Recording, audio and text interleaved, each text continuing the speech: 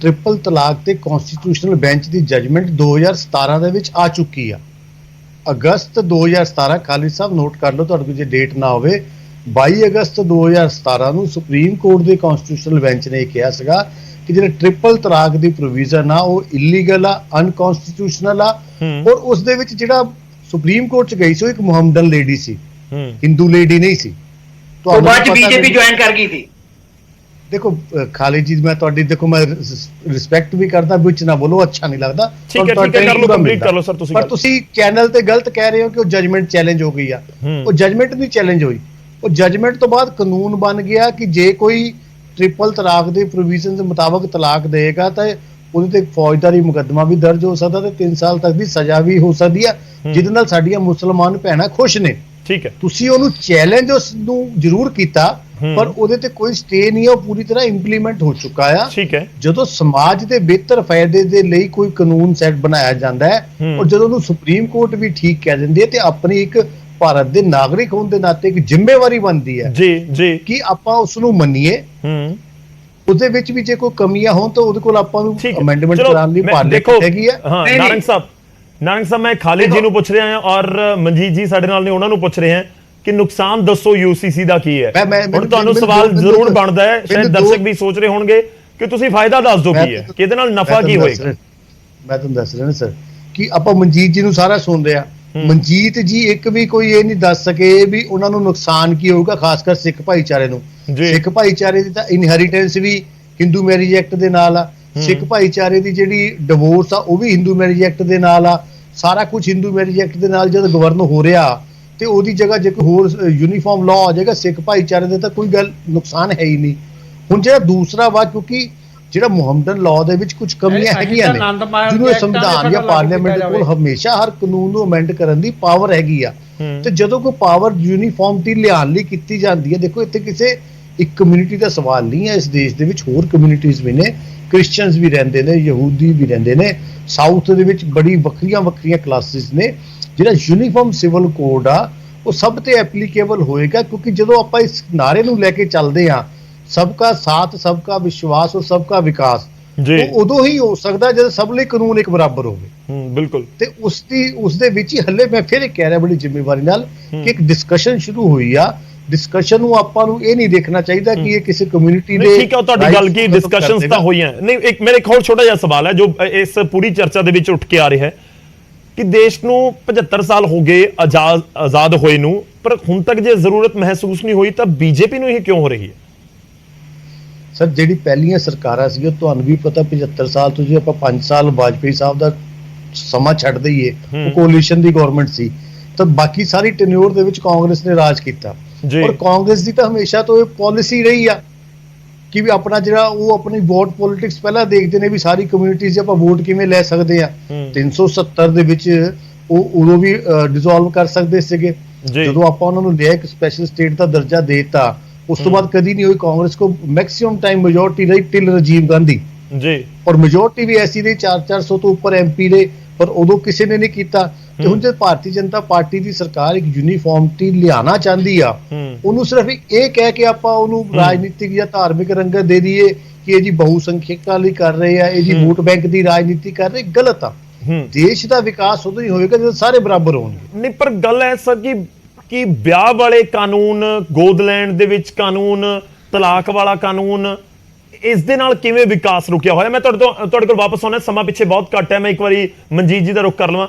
ਮਨਜੀਤ ਜੀ, ਸਵਾਲ ਮੇਰਾ ਸੀ, ਸ਼ਾਇਦ ਆਵਾਜ਼ ਤੁਹਾਡੇ ਤੱਕ ਨਹੀਂ ਪਹੁੰਚੀ ਸੀ। ਨੁਕਸਾਨ ਜਾਣਨਾ ਚਾਹੁੰਦੇ ਨੇ ਸਿੱਖ ਭਾਈਚਾਰੇ ਦੇ ਲੋਕ ਕਿ ਦੱਸੋ UCC ਦਾ ਨੁਕਸਾਨ ਕੀ ਹੈ, ਤੇ ਦੂਜਾ ਜੋ ਨਾਰੰਗ ਸਾਹਿਬ ਜ਼ਿਕਰ ਕਰ ਰਹੇ ਨੇ ਕਿ ਆਲਰੇਡੀ ਬਹੁਤ ਸਾਰੀਆਂ ਚੀਜ਼ਾਂ ਸਿਮਿਲਰ ਨਜ਼ਰ ਆਉਂਦੀਆਂ ਨੇ, ਇਸ ਕਰਕੇ ਸਿੱਧੇ ਤੌਰ ਦੇ ਉੱਤੇ ਖਾਸ ਤੌਰ ਤੇ ਸਿੱਖ ਭਾਈਚਾਰੇ ਨੂੰ ਤਾਂ ਇਸ ਦਾ ਕੋਈ ਇਫੈਕਟ ਹੋਏਗਾ ਹੀ ਨਹੀਂ।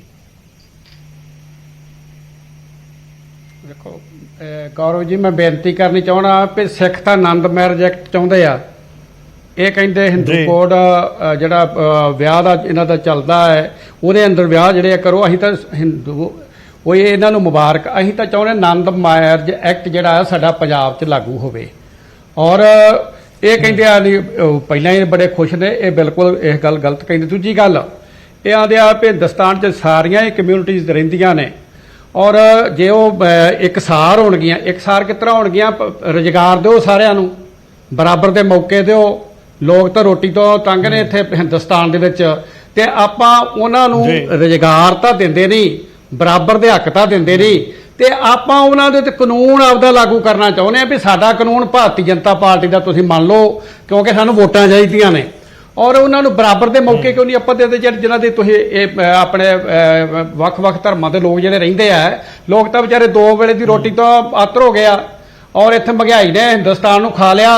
ਔਰ ਉਹ ਉਸ ਲੈਵਲ ਤੇ ਤੁਸੀਂ ਕਿਉਂ ਨਹੀਂ ਜੇ ਇਹ ਗੱਲ ਕਹਿੰਦੇ ਵੀ ਜਿਹੜਾ ਇਹ ਗਰੀਬ ਆ ਉਹਨਾਂ ਨੂੰ ਅਸੀਂ ਮਤਲਬ ਸਸਤਾ ਦਿਆਂਗੇ, ਉਹਨਾਂ ਦਾ ਆਪਣਾ ਵਿਕਾਸ ਕਰਾਂਗੇ, ਉਹਨਾਂ ਨੂੰ ਨੌਕਰੀਆਂ ਦਿਆਂਗੇ, ਉਹਨਾਂ ਨੂੰ ਬਰਾਬਰ। ਤੁਸੀਂ ਅਮਰੀਕਾ ਦੀ ਗੱਲ ਕਰਦੇ ਜੇ, ਅਮਰੀਕਾ ਦੇ ਵਿੱਚ ਤਾਂ ਫਿਰ ਸਾਰਿਆਂ ਨੂੰ ਉਹਨਾਂ ਨੌਕਰੀਆਂ ਦਿੱਤੀਆਂ ਨੇ, ਸਾਰੇ ਲੋਕਾਂ ਨੂੰ ਰੁਜ਼ਗਾਰ ਮਿਲਿਆ, ਸਾਰੇ ਲੋਕਾਂ ਦਾ ਆਪਣਾ ਜਿਹੜਾ ਹੈਗਾ ਮੈਡੀਕਲ ਫ੍ਰੀ ਆ, ਔਰ ਉੱਥੇ ਕੋਈ ਵੀ ਬੰਦਾ ਐਸਾ ਨਹੀਂਗਾ ਜਿਹੜਾ ਬੇਰੁਜ਼ਗਾਰ ਹੋਵੇ। ਇੱਥੇ ਬੇਰੁਜ਼ਗਾਰੀ ਖਾ ਚਲੀ ਹਿੰਦੁਸਤਾਨ ਨੂੰ, ਉੱਥੇ ਕਿਉਂ ਨਹੀਂ ਤੁਸੀਂ ਬਰਾਬਰਤਾ ਦੀ ਗੱਲ ਕਰਦੇ, ਜਿਹੜੀ ਆ ਸਿਵਲ ਕੋਡ ਦੀ ਗੱਲ ਕਰਦੇ ਵੀ ਇਹਨਾਂ ਨੂੰ ਨੌਕਰੀਆਂ ਠੀਕ ਹੈ, ਉੱਥੇ ਵੀ ਹੋਣੀ ਚਾਹੀਦੀ ਹੈ, ਉਸ ਦੇ ਵਿੱਚ ਕੋਈ ਡਾਊਟ ਨਹੀਂ ਹੈ। ਨਹੀਂ ਠੀਕ ਹੈ, ਉੱਥੇ ਨਹੀਂ ਪਰ ਦੋਵੇਂ ਅਲੱਗੇ ਇਸ਼ੂ ਨਜ਼ਰ ਆਉਂਦੇ ਨੇ ਨਾ।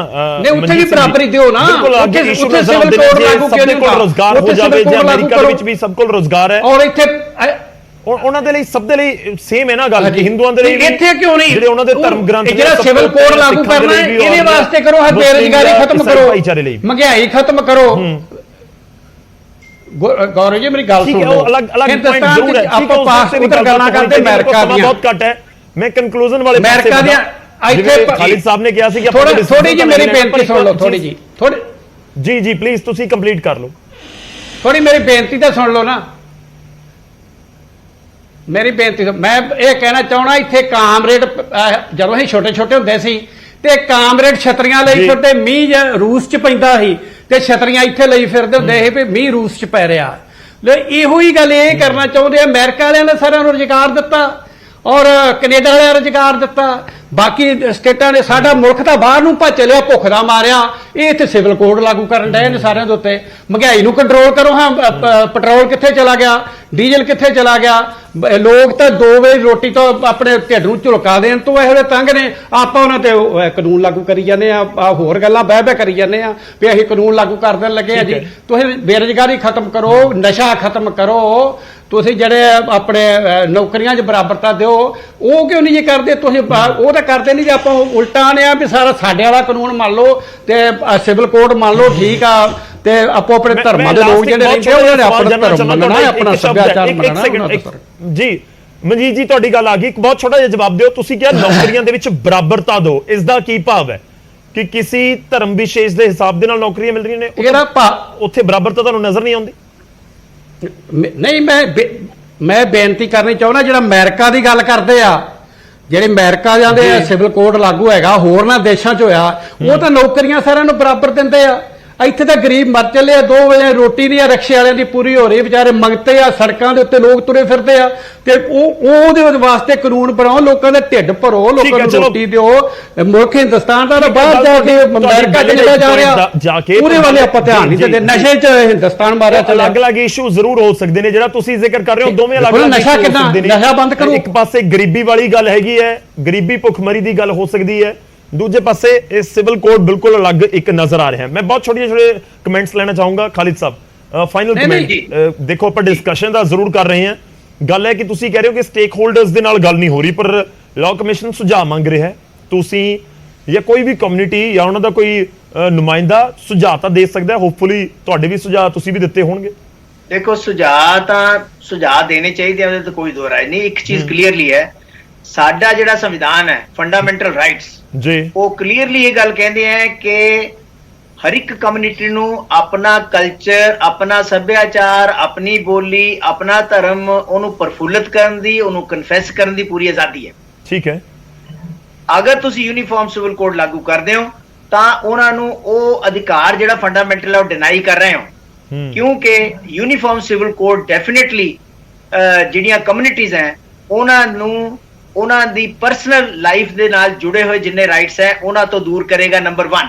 ਦੂਸਰੀ ਗੱਲ ਇਹ ਹੈਗੀ ਹੈ ਕਿ ਆ ਜਿਹੜਾ ਹਿੰਦੂ ਕੋਡ ਬਿੱਲ ਹੈ ਜਾਂ ਹਿੰਦੂ ਮੈਰਿਜ ਐਕਟ ਹੈ ਜਾਂ ਦੂਸਰੇ ਲੋਕਲ ਮੈਰਿਜ ਐਕਟ ਹੈ, ਕਿਆ ਉਹ ਸਾਰੇ ਖਤਮ ਹੋ ਕੇ ਯੂਨੀਫਾਰਮ ਸਿਵਲ ਕੋਡ ਦੇ ਵਿੱਚ ਮਰਜ ਹੋਣਗੇ? क्या जिन्ने ट्राइबल लॉज है वो ਇਹਦੇ ਵਿੱਚ ਮਰਜ ਹੋਣਗੇ क्या ਜਿਹੜੀਆਂ ਕਮਿਊਨਿਟੀਜ਼ ਵੀ ਆਪਣੇ ਪਰਸਨਲ ਲॉज ਦੇ ਮੁਤਾਬਕ ਚਲਦੀਆਂ ਆਪਣੇ ਰੀਤੀ ਰਿਵਾਜ ਉਹਨਾਂ ਨੂੰ ਪੂਰਾ ਸਪੇਸ ਦੋ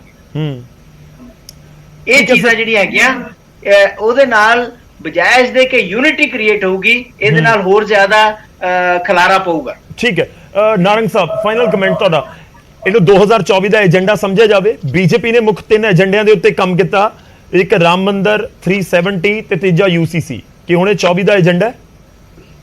ਗੌਰਵ ਜੀ ਇਹਨੂੰ ਕਿਸੇ ਏਜੰਡੇ ਨਾਲ ਨਹੀਂ ਆਪਾਂ ਨੂੰ ਜੋੜ ਕੇ ਦੇਖਣਾ ਚਾਹੀਦਾ। ਮੈਂ ਤੁਹਾਨੂੰ 2 ਮਿੰਟ 'ਚ ਗੱਲ ਖਤਮ ਕਰ ਦੂੰਗਾ ਜੀ, ਮੇਰੇ ਕੋਲ ਸਮਾਂ ਬਹੁਤ ਘੱਟ ਹੈ, ਮੈਂ ਘੱਟ ਟਾਈਮ ਦੇ ਪਾਉਂਗਾ, ਪਲੀਜ਼ ਕਨਕਲੂਡ ਕਰ। 1 ਮਿੰਟ ਦੇ ਵਿੱਚ ਹੀ ਤੁਹਾਨੂੰ 30 ਸੈਕਿੰਡ ਦੀ ਗੱਲ ਖਤਮ ਕਰ ਦਿੰਦਾ।